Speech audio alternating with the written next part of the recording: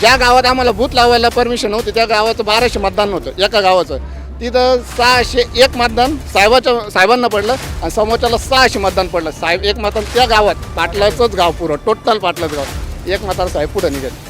आमचे बाहेरून संबंध कॉन्टॅक्ट लावून साहेबांना अशा लीडमध्ये काढलं.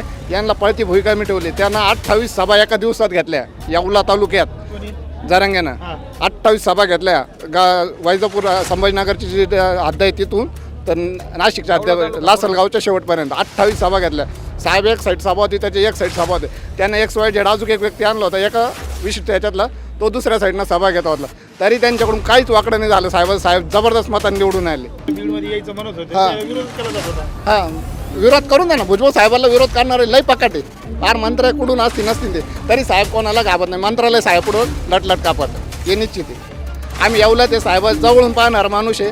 बाकीचे बी आहे. आमच्या येवल्यातून 25 गाड्या अंदरसूल येवला ग्रामीण 25 गाड्या आधीच आलेल्या आहे. परिस्थिती बदलली की टोटल परिस्थिती बदलली. त्यांना जर स्वतः जरी तो जिल्हा परिषदेला अंदरसूल गाठात त्यानं येऊन उभा राहावं. त्याच्यासमोर XYZ साहेबाचं कोणतं शीट राहून द्या त्याला म्हणा तू फक्त लीड क्रॉस कर चॅलेंज यांचं एक मताला साहेब पुढे निघेल.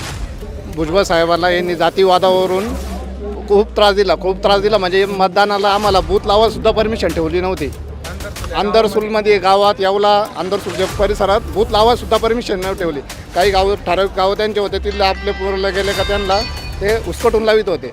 त्या मारहाण केली बाकीच्या गोष्टी सगळ्या केल्या. आम्ही त्यांना एका कवडीनं मोजलं नाही.